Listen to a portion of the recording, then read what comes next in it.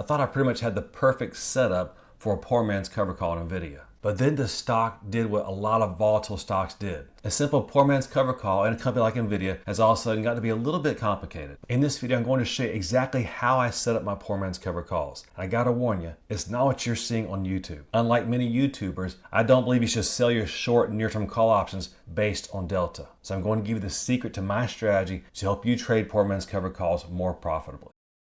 How do you determine which strike price call option you buy? And then how do you determine which strike price call option you should sell? Now, the common thinking among people on YouTube is that you should buy a 70 delta long-term call option.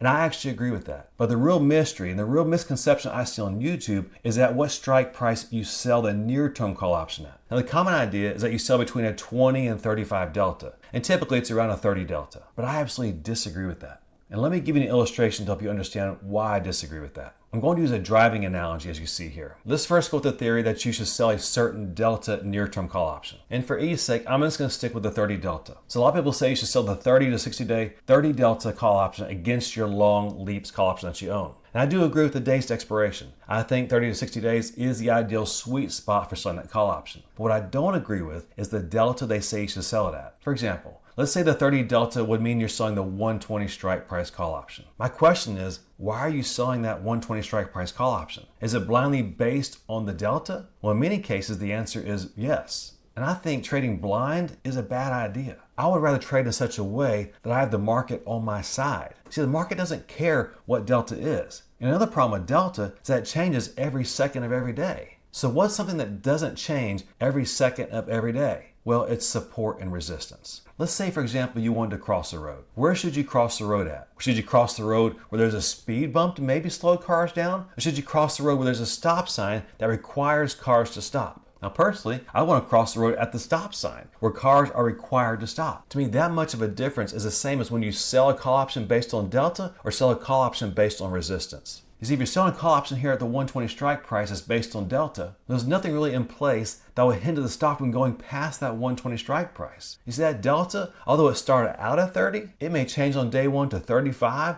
40, 45, or 50. So although the delta sounded good when you entered, it's going to change almost as soon as you do the trade. Why not pick a call option to sell at a place that won't change, at a stop sign? What's the equivalent of a stop sign when it comes to stock and option trading? Well, if you're doing a poor man's cover call, you're thinking about the strike price to sell your near-term call option at, that would be resistance. So let's say there's resistance at $125. That to me is a nice place to sell your near-term call option. So delta says it's safe to cross the road back here. I'm saying I'd much rather cross the road up here by the stop sign. Sell your call option at the market's stop sign. All right, now I'm done with my rant about short call option strike prices. Let's dig into this trade. Let me show you how it went. Let me show you the decisions I made, why I made those decisions, and in the end, I'll show you the P&L for this position. Then you can decide if trading a poor man's cover call like this is good in your larger or smaller accounts. So here we have the stock chart of Nvidia on the day I entered this trade. The date was February 3rd, and this is the candlestick we entered. Now, because we had recently made a new lower low, I decided to sell my near short-term call option at the money. So I bought the 100 strike price call option, as you see represented here at the white line, and I sold the 117 strike price call option, as you see represented here by the yellow line. And here you see the actual trade we did to enter this poor man's cover call. I bought the call option that expired in about 11 months, and I sold the call option that expired in about 2 weeks. And up top, you see the cost of each leg. The $100 call option cost me $34.60,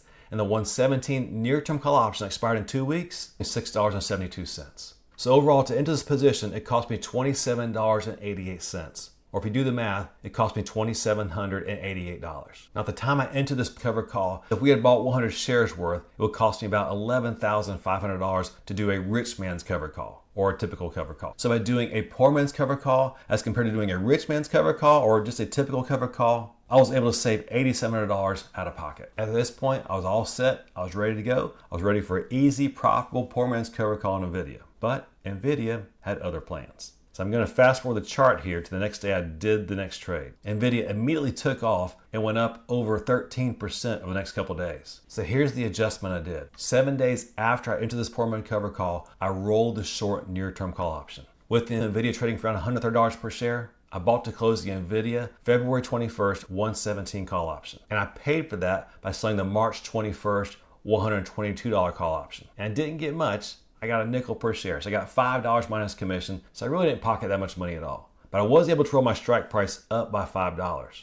So that long-term call option I got, it got to keep all the benefit it received by Nvidia going up over that previous week. But the wild ride with Nvidia wasn't over yet. Over the next several days, Nvidia continued to climb, but guess where it stopped? It stopped right at resistance. Here you see a trend line I had drawn when I entered this trade. It was connecting two waves' previous highs. When Nvidia got to that downward sloping trend line, it hit the emergency brakes. It basically hit the stop sign. After stopping at the stop sign, it began to decline, and it worked its way down to the bottom part. So here's the day I did the next roll order. I noticed where Nvidia was trading at. It was trading right back at the same spot it had been trading at on the day I entered this poor man's cover call. With Nvidia expiring just a couple days, you see that on March 18th, I bought the March 21st 122 call option back. I then sold the next month out the April 17th 115 call option. And for that, I got nice premium. I got $6.53 per share.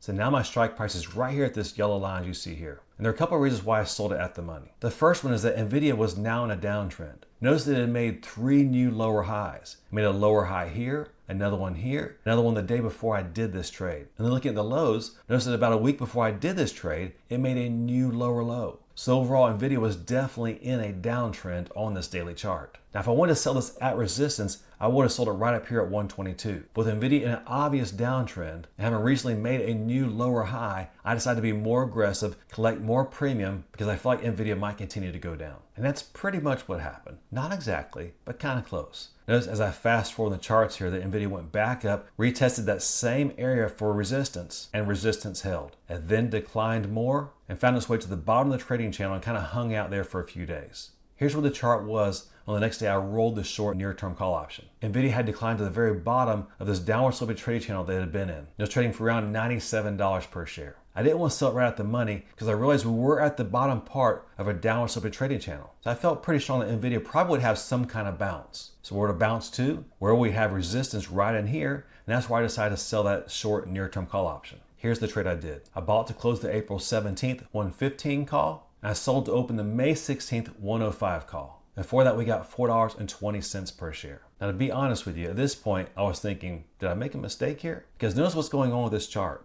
Nvidia is now trading below my long-term call option strike price. Remember, I bought the $100 call option? Well, Nvidia was trading down here below that strike price. That's when I went back and did some math. I wanted to see where I was at P&L at this point in the trade. Now remember, overall, this position cost me just under $2,800 to enter. Notice that on the day I did this trade, when I rolled that short near-term call option out, by that point, I'd have collected over $1,700 just in short near-term call options I've been selling. So my out-of-pocket cost for this poor man's cover call on Nvidia was only $1,715. That meant that I had already recouped 62% of my original investment. Now that's a pretty awesome return. As a result, I no longer felt so bad about this position. I actually felt pretty good. Well, what happened next? Nvidia found support and it began to climb. It went right up to this resistance area around 115 to 120, and it did find resistance momentarily. But it continued to climb, and notice ultimately where it found resistance at. It went back up to the top of this trading channel. As you see here, found resistance right at the top. This was the next day I rolled my short near-term call option. And that day was actually 9 days ago because I'm filming this on Sunday.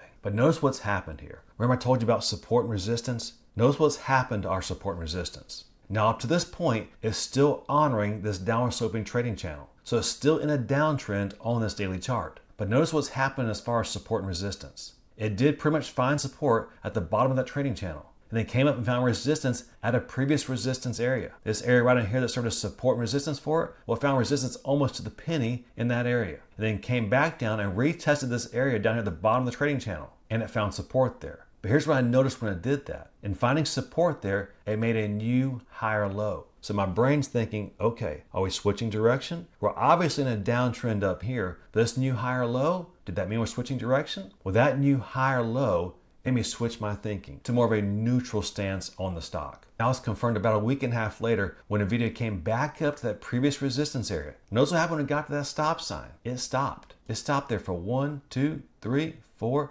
5, 6, 7, 8 days. Now I'll tell you something, at this point, this stock didn't care anything about Delta. What it did care about is this resistance area, because this was a known area where I would expect Nvidia to struggle when it tried to push through that area. That's exactly what it did for about a third of a month. For 8 trading days, it stopped at that resistance stop sign, but then it started going up. As you see here, 2 days before I rolled my short near-term call option, it pushed through that resistance area and was now testing the top part of this trading channel. One thing I forgot to mention to you is that these yellow bars here, that's the strike price or the price of the near-term call options I was selling. And the length of the bars is the length of time I was in that strike price. So I sold this short near-term call option here, I bought it back here, and I rolled it down to this area. Sold it here and bought it here. And then on this day, with having made a recent higher low, even though we're at the top of this downward sloping trading channel, I decided to roll my short call option strike price up to the top of that trading channel. It was still honoring this resistance line, but because it made a new higher low, I decided to roll the strike price up to the top of that trading channel. And here you see the new support line that I drew. Nvidia again was honoring support and resistance. It was trading right along this support line. And here's the exact trade I did. On May 9th, I bought to close the May 16th $105 call option. I then sold the July 18th $120 call option. So I had to roll it out 2 months, but I was able to get it up by $15.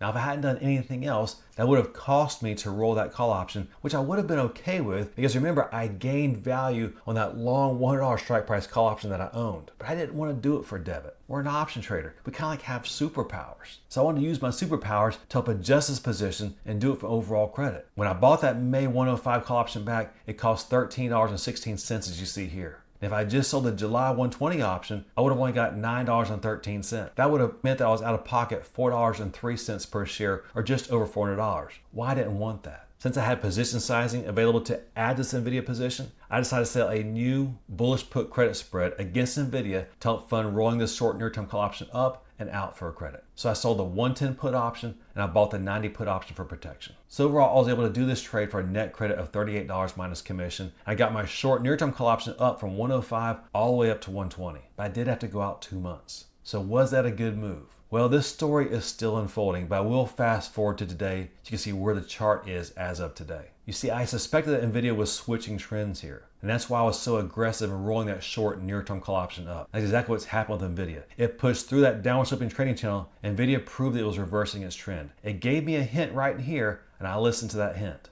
And as a result, just the day after I did this trade, Nvidia pushed through that downward sloping resistance line that it had been honoring for several months, going all the way back here to January. Now it appears to be trying to top out, as we see here, with a nice big red candle on Friday. And it wouldn't surprise me if it came back down here to retest this area for support. But I do expect, based on what I'm seeing here, that it most likely will find support at this area.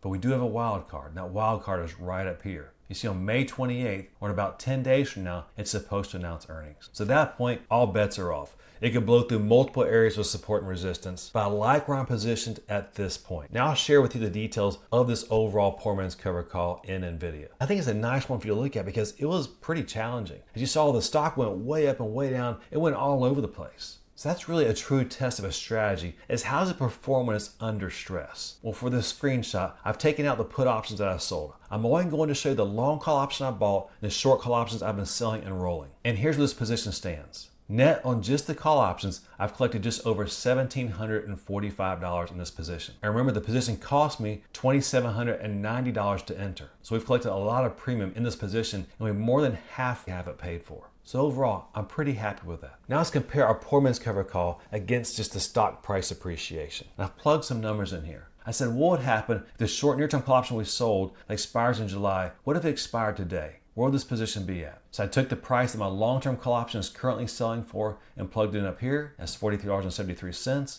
I put in how much it cost me to close out this July 120 strike price call option to finish off the P&L. So overall, if we close this position today, not figuring in any cash put options I've sold, just the poor man's cover call position, you should have a profit of $1,040. Based on what it cost me to enter this poor man's cover call, that'd be a 37% cash on cash return. And how much is the stock up right now? Well, it's up 14%. So overall, we had a fraction at risk by doing a poor man's cover call. We got more than double the return. Do you see why I like doing poor man's cover calls? So even though Nvidia's taken us on a really wild ride, overall it's been a really good position for us. Before I give you a recap of how to set up your poor man's cover calls, let me ask you, what are your thoughts on poor man's cover calls? Have you ever done them, or are you considering doing one for the first time? If you've done them, what are your thoughts on selling near-term call options? Should you sell them based on delta, or should you sell them based on resistance? Or maybe a combination of the two. Please share your thoughts in the comment section below. So here's my overall strategy when it comes to setting up and managing my poor man's cover calls. I like to buy my long-term call option around a 70 delta. That gives me the opportunity to benefit if the stock goes up in price and gives you some protection in case the stock goes down in price. I then like to sell my near short-term call options about a 30 to 60 days to expiration. I like to sell them at resistance. I don't care what delta is, I want them at resistance or at an area that I think the stock might end up at by expiration. That to me is the Goldilocks zone for a poor man's cover call.